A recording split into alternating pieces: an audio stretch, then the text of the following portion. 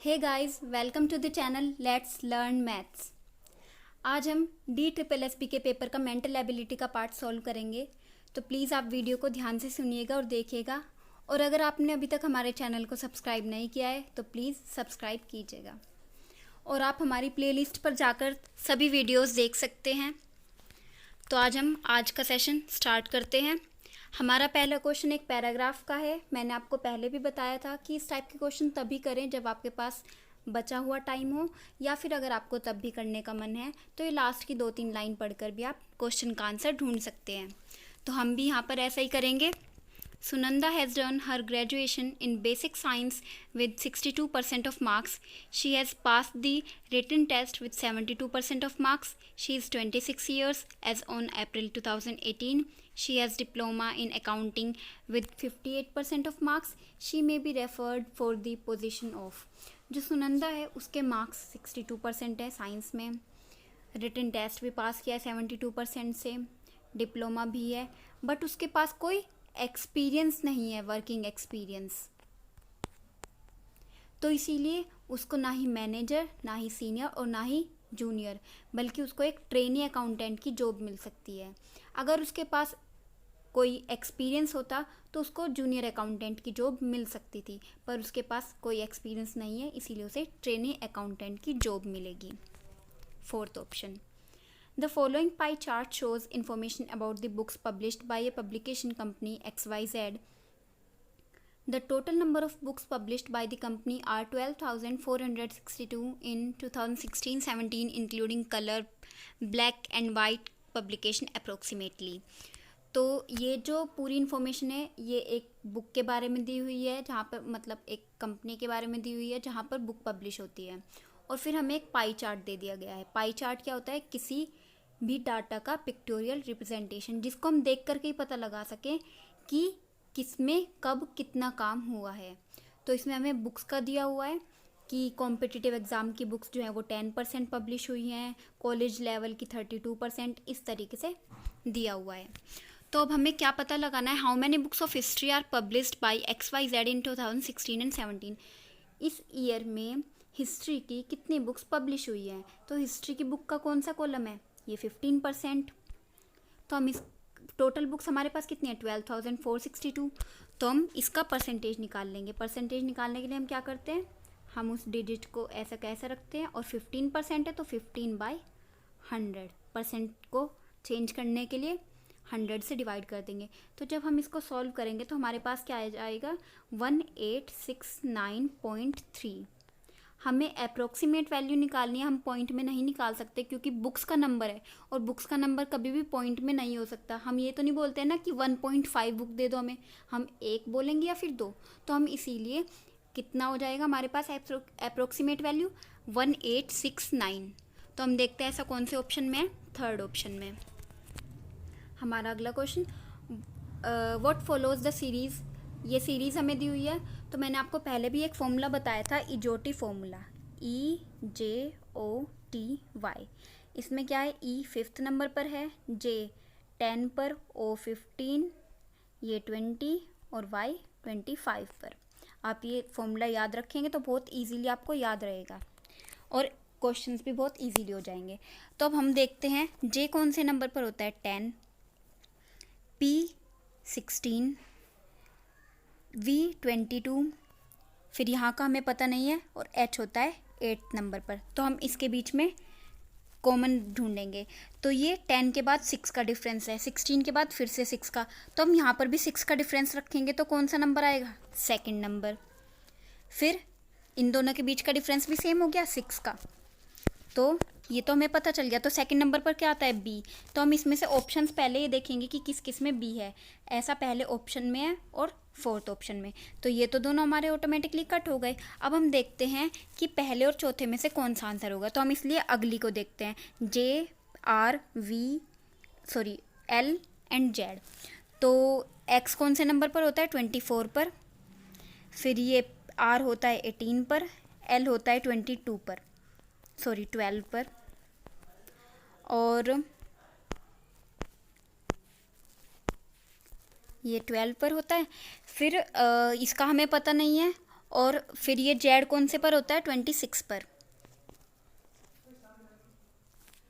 तो अब हमें इनका डिफरेंस देखना है। तो अब हम सेम टू सेम देखेंगे, तो इसमें 6 माइनस हुए हैं, उसमें 6 प्लस हुए थे, इसमें 6 माइनस हो रहे हैं। ऐसे इसमें, तो इसमें भी हम 6 माइनस करेंगे, तो यहाँ पर कौन सा आएगा 6 पर, एफ। तो कौन सा आ गया हमारे पास answer, B F, fourth option. Human always have, अब हमें ढूंढना है कि ह्यूमंस के पास हमेशा क्या होता है, टॉयज़ हो, ऐसा ज़रूरी नहीं है। लाइफ हमेशा होती है, हर जो ह्यूमन बीइंग है उसके पास ऑब्वियस बात है कि लाइफ होगी ही। स्टेटस ज़रूरी नहीं है और मनी भी ज़रूरी नहीं है, इसलिए इसमें ऑप्शन सेकंड सही होगा। अब हमारे पास एक पैटर्न दिया हुआ है और इस पैटर्न में एक ट्रांसपेरेंट शीट है और इसको इस लाइन से फोल्ड कर दिया है। तो हमें निकालना है कि जो न्यू फिगर बन के आएगी वो क्या होगी। हमारे पास ये जो है ये ट्रांसपेरेंट लाइन है, इसका मतलब क्या है कि हम जब इसको इसके ऊपर रखेंगे तो हमें दोनों फिगर्स शो होंगी। ठीक है, तो हम बना करके देखते हैं कि हमारे पास कैसी नई फिगर आएगी। हमारे पास यहाँ पर एक पहले से ट्राइंगल है और एक ये स्क्वायर शेप में है। तो जब ये इसके ऊपर आएगा तो ये कुछ इस तरह से आ जाएगा, ये एक ट्राइंगल यहाँ पर आ जाएगा और फिर ये जो स्क्वायर है ये ऐसे आ जाएगा। तो ऐसी कौन सी फिगर है, ऐसी फिगर है फर्स्ट। अगर आप इससे मेल देखेंगे तो चारों ऑप्शन में से फर्स्ट फिगर से मेल खाती है। Spot out the embedded figure as shown in the given option. अब हमें इसमें एम्बेडेड फिगर निकालनी है। एम्बेडेड फिगर मैंने आपको पहले ही बताया जो अंतः स्थापित होती है। जैसे कि फिगर में जो क्वेश्चन में फिगर दी हुई है वो होनी ज़रूरी है आंसर में भी। जैसे कि ये दिया हुआ है, इसके अलावा कुछ भी हो सकता है बट ये होना ज़रूरी है। तो हम देखते हैं ऐसा कौन सी फिगर में है, ऑप्शन में है। फर्स्ट ऑप्शन में नहीं है, क्योंकि अगर देखें तो ये भी है, ये भी है, ये भी है, बट यहाँ पर ऐसे कर दिया जबकि हमारी जो क्वेश्चन में फिगर है वहाँ पर बिल्कुल स्ट्रेट लाइन है। सेकंड नहीं है, थर्ड है बिल्कुल सही, क्योंकि इसमें ये भी है, फिर ये एंड ये और ये। फोर्थ में भी नहीं है, तो इसलिए हमारा ऑप्शन थर्ड सही होगा। अब हमें कुछ दे दिए हैं सिंबल्स जिनका मीनिंग चेंज कर दिया है, तो हमें इसकी वैल्यू निकालनी है। अब हम देखते हैं इसकी क्या वैल्यू होगी। 13 और इसकी क्या वैल्यू है, प्लस 72। फिर इसकी क्या वैल्यू है, डिवाइड 4, और फिर इसकी क्या वैल्यू है, माइनस और 8। तो हमारे पास क्या आ जाएगा, तो हम इसमें बोर्ड मास का रूल लगाते हैं। बोर्ड मास मतलब बी ब्रैकेट, अगर क्वेश्चन में ब्रैकेट दिया हुआ तो हम सबसे पहले उसको सॉल्व करेंगे, फिर ओ ऑफ, अगर क्वेश्चन में ऑफ लिखा हुआ है तो मतलब वो मल्टीप्लाई के लिए यूज़ होता है, हम ऑफ को सॉल्व करेंगे, फिर डी मतलब डिवाइड करेंगे, मल्टीप्लाई करेंगे, ऐड करेंगे, फिर सब्ट्रैक्ट करेंगे। तो हम इस बोर्ड मास के फॉर्मूले को यूज़ करके इस इक्वेशन को सॉल्व करेंगे। तो हमारे पास पहले क्या है, डिवाइड दिया हुआ है, तो हम डिवाइड करेंगे तो हमारे पास क्या आ जाएगा, 13 + 18 - 8। हम उसके बाद क्या करते हैं, ऐड, तो हमने इसको ऐड किया तो हमारे पास कितना आ गया, 31 - 8, और 31 - 8 किया तो 23। तो हमारे पास क्या ऑप्शन हुआ, second option 23। Find the odd pair of words. अब हमें इसमें कुछ देश के जगह के नाम दिए हुए हैं, उनकी करेंसी दी हुई है। जैसे कि टर्की की जो करेंसी है वो लीरा होती है, जापान की येन होती है, नीदरलैंड की गिल्डर होती है, लेकिन बर्मा की जो करेंसी होती है वो होती है KYAT, क्यात। और जबकि पीसो कहाँ की करेंसी होती है, मैक्सिको की। तो इसमें कौन सा है odd pair, third. While sitting in the park, you observe that a strange man leaves a bag in the corner and goes away on a motorbike. You would. अब हम एक पार्क में बैठे हुए हैं और हमने देखा कि एक अनजान व्यक्ति अपने बैग को छोड़कर बहुत तेज़ी से मोटर बाइक पर चला जाता है। तो अब उसने वो बैग छोड़ दिया, तो उसमें कुछ भी हो सकता है, वो उसमें बॉम्ब रख के छोड़ सकता है या फिर कुछ भी हो सकता है। तो हमें इसके लिए क्या करना चाहिए, हमें पुलिस को इन्फॉर्म करना चाहिए सबसे पहले, क्योंकि हम उस पर्सन के पीछे नहीं भाग सकते, क्योंकि वो हमें भी हार्म कर सकता है, या फिर हमें इस चीज़ को अनदेखा भी नहीं करना चाहिए, क्योंकि हम अपने देश के नागरिक हैं, तो हमारी अपने देश के प्रति कुछ जिम्मेदारी बनती है। तो इसीलिए हमें पुलिस के पास इन्फॉर्म करना चाहिए इस बारे में। The ratio of the mother's age to his son's age is 8:3. The product of their ages is 216. The ratio of their ages after 6 years. अब हमें इसमें एक मदर और सन के रेशियो एज का रेशियो दिया हुआ है, तो वो कैसे है, मदर रेशियो सन क्या है 8:3, और हम इसको x करके मान लेते हैं कि मदर की जो एज है वो 8x है और सन की 3x, और इन दोनों की एज का जो प्रोडक्ट है वो हमें दिया हुआ है 216. तो हम यहाँ से एक इक्वेशन बना लेंगे. हमारे पास इक्वेशन क्या आ जाएगी, 24x² इक्वल्स टू 216. तो x² आ जाएगा 9. तो हम इसमें से x की वैल्यू निकालेंगे तो हमारे पास आएगी +-3, और हमें पता है कि एज कभी भी नेगेटिव नहीं होती है. तो x की वैल्यू क्या आ गई हमारे पास 3. तो हम मदर की एज हमारे पास क्या आई है 24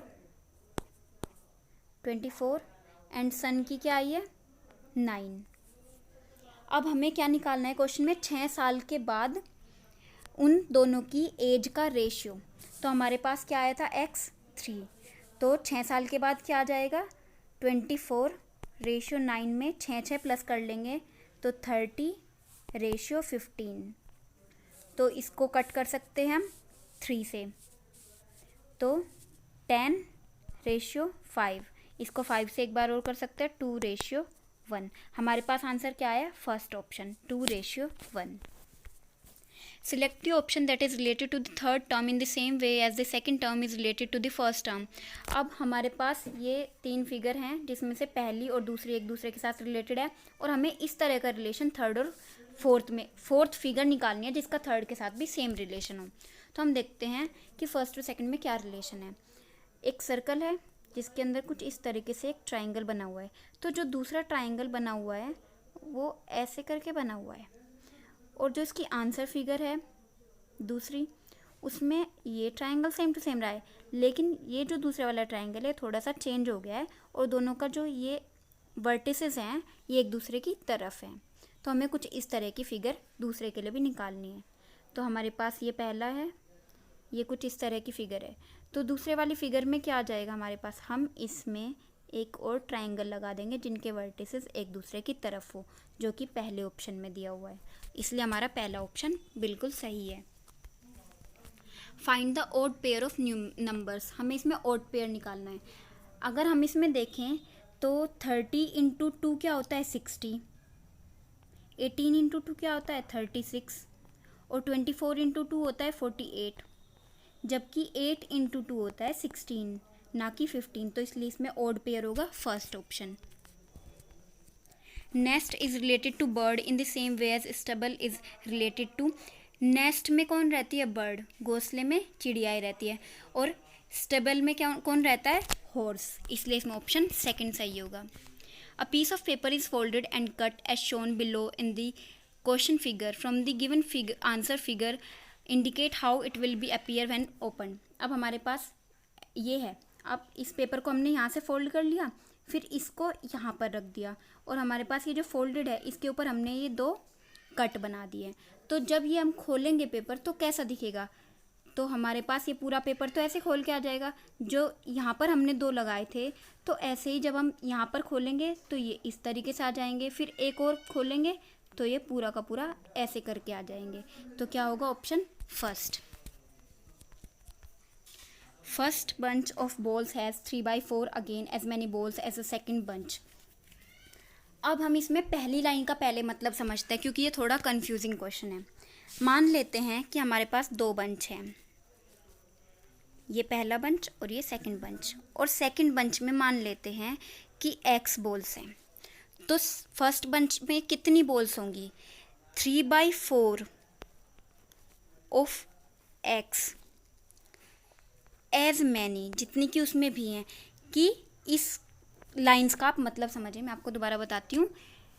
3/4 अगेन, 3/4 अगेन का क्या मतलब है कि जितनी उसमें पहले से हैं उसमें ही उतनी उसका 3/4 पार्ट, और मतलब x उसमें पहले से हैं सेकंड बंच में, और उसका 3/4 और पार्ट अगर हम उसमें प्लस कर दें तो उतनी टोटल बॉल्स हैं फर्स्ट बंच में. आप समझ गए ना. एक बार और बताती हूँ. हम मान लेते हैं कि हमारी जो ये सेकंड बंच है इसमें x बॉल्स हैं, और जो हमारी फर्स्ट बंच है उसमें कितनी है। एज मैनी का मतलब तो ये है कि जितनी उसमें है उतनी भी है, और 3/4 अगेन का क्या मतलब है कि जितनी उसमें है उसका 3/4 पार्ट और कर लें तो उन दोनों का जोड़ करके उतनी और है। अब आप समझ गए ना। तो हमारे पास ये आगे, अब आगे का क्वेश्चन पढ़ते हैं हम। If the second bunch has 6 balls less than the first bunch then the number of balls in the first bunch. हमें जो पहले वाला बंच है उसकी बॉल्स निकालनी है, ठीक है। और हमारे पास इक्वेशन कुछ इस तरीके की आई थी, मैं यहाँ पर लिख देती हूँ 3/4x प्लस x, और सेकंड में है हमारे पास x। और आगे क्या दिया हुआ, if the second bunch has 6 balls less than the first. अगर इन दोनों का हम minus plus x minus x equals to 6, हमें ये दिया हुआ है कि जो फर्स्ट बंच है उसमें से अगर हम सेकंड बंच को माइनस कर दे तो कितनी रह जाती है, 6 बॉल्स। तो हम इस इक्वेशन को सॉल्व करेंगे तो हमारे पास क्या आ जाएगा, x इक्वल्स टू 8। तो हमारे पास सेकंड बंच में कितनी है बॉल्स, 8, और हमें निकालनी किसकी है, पहले बंच की। तो हम इसको इस इक्वेशन में 8 को रखेंगे, 3/4 into 8 plus 8 that is equals to 14, equals to 14। हमारे पास क्या होगा, ऑप्शन नंबर सेकंड सही होगा। मैं आपको एक बार और इस क्वेश्चन की पूरी समरी बता देती हूँ। पहला सेकंड बंच जो है उसमें x है, first bunch 3/4x plus x। हमारे पास इन दोनों को फर्स्ट माइनस सेकंड करेंगे तो 6 आता है, तो हमने इन दोनों इक्वेशन को इसके अंदर रख लिया है। और फिर जो हमारे पास इसमें x की वैल्यू आई है उसको हमने इसके अंदर रख करके हमने नंबर ऑफ बॉल्स निकाल लिए। अब हम अपने अगले क्वेश्चन पर चलते हैं। Sandeep is brother of Maitri, how is Maitri's only brother's father's mother related to Sandeep. अब हमें इसमें फैमिली ट्री बनाना है। हम बाद वाले से शुरू करते हैं, जैसा कि आपने पहले भी देखा होगा। जो मैत्री है उसका ओनली ब्रदर, सिर्फ एक ही भाई है, उसके फादर मतलब मैत्री के भी फादर, उसकी मदर मतलब उसकी जो ब्रदर है उसकी क्या हुई, grandmother, related to Sandeep. और संदीप कौन है, मैत्री का भाई, और उसका सिर्फ एक ही भाई है। इसका मतलब इसकी जो ग्रैंड मदर है वो इसकी भी क्या हुई, ग्रैंड मदर, क्योंकि वो सेम है। तो हमारे पास क्या हुआ, ऑप्शन नंबर सेकंड बिल्कुल सही हुआ। Study the following figure carefully and answer the given question. अब इसमें हमें एक फिगर दी हुई है, इसको देख करके हमें आंसर निकालना है। हमारे पास पूरा क्वेश्चन क्या है, which region denotes American doctors who are not singers. अब हमें इसमें देखना है अमेरिकन हो जो डॉक्टर भी हो बट नॉट सिंगर, लेकिन सिंगर नहीं होने चाहिए। ये भी सिंगर है, ये भी सिंगर है और ये भी सिंगर है। तो कौन हुए अमेरिकन प्लस डॉक्टर, ये वाला जो पार्ट है मतलब 3। तो इसमें आंसर क्या होगा, 3, option number 4। Find the odd figure out. अब देखो मैंने इतने सारे क्वेश्चन कराए हैं तो एक क्वेश्चन तो आपका भी करना बनता है। तो इस क्वेश्चन को आप मेरे साथ कमेंट बॉक्स में शेयर करें कि इसका आंसर क्या होगा, लेकिन विद एक्सप्लेनेशन करना। आपको इसमें आंसर तो दिख रहा है कि ऑप्शन 3 सही है, लेकिन आप मुझे कमेंट बॉक्स में बताइएगा कि क्यों है इसका आंसर L। ओके, मैं आपको अगला क्वेश्चन कराती हूँ। ऐसे ही मैं आपको हर अपने सेशन में एक क्वेश्चन करने के लिए दूंगी ताकि आपकी भी प्रैक्टिस हो और मुझे पता चले कि आप वीडियोस को कितने ध्यान से देख रहे हैं। हमारा next question, what will be the next figure in the series. अब हमें इसमें नेक्स्ट फिगर निकालनी है। तो अगर हम देखें तो इसमें क्लॉकवाइज मूव हो रहा है। ये जो शेडो पार्ट है यहाँ से यहाँ पर गया, फिर ये यहाँ पर गया, और अगली फिगर में कहाँ पर होगा, यहाँ पर होगा। बहुत ईजी था ये तो क्वेश्चन। तो कौन सा ऑप्शन सही होगा इसमें, 3rd ऑप्शन। हमारा आज का लास्ट क्वेश्चन। तो अब हमें इस सीरीज़ में एक रिलेशन ढूंढना है। तो रिलेशन क्या है इसमें, आप इसका डिफरेंस देखिए क्या है, 13। इन दोनों का डिफरेंस क्या है, 26। इन दोनों का डिफरेंस क्या है, 39। तो आपको कुछ इन तीनों जो नंबर्स हैं इनमें कुछ सिमिलैरिटी लग रही है। ये 13 के मल्टीपल है। 13 इंटू 2 26, 13 इंटू 3 39। तो नेक्स्ट नंबर में क्या आना चाहिए, 13 इंटू 4। तो वो क्या होता है 52। और अगर हम 85 प्लस 52 करेंगे तो हमारे पास क्या आ जाएगा 137, ऑप्शन नंबर 3। आज के लिए इतना ही। आपसे फिर अगले सेशन में फिर से मुलाकात होगी।